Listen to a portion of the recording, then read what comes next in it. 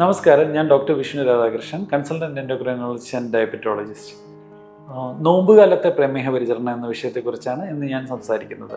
തീർച്ചയായും മാർച്ച് മാസത്തിലാണ് ഈ വർഷത്തെ നോമ്പുകാലം വരുന്നത്. അതുകൊണ്ട് തന്നെ നിർജ്ജലീകരണം അല്ലെങ്കിൽ ഡീഹൈഡ്രേഷനുള്ള സാധ്യത വളരെയധികം കൂടുതലാണ്. അതുകൊണ്ട് തന്നെ പ്രമേഹമുള്ള രോഗികൾ നോമ്പില്ലാത്ത സമയങ്ങളിൽ കൃത്യമായിട്ട് അവർ കഴിക്കുന്ന വെള്ളത്തിൻ്റെ ജലാംശത്തിൻ്റെ അളവ് കൂട്ടിക്കൊണ്ട് കൃത്യമായിട്ട് മെയിൻറ്റെയിൻ ചെയ്യാൻ ശ്രദ്ധിക്കേണ്ടതാണ്.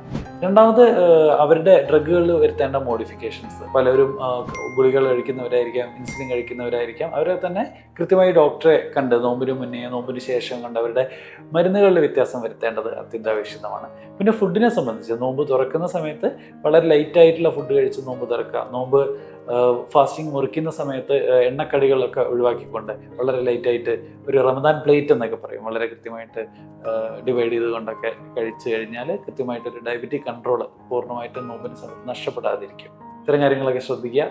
ഹാപ്പി റമദാൻ. Thank U.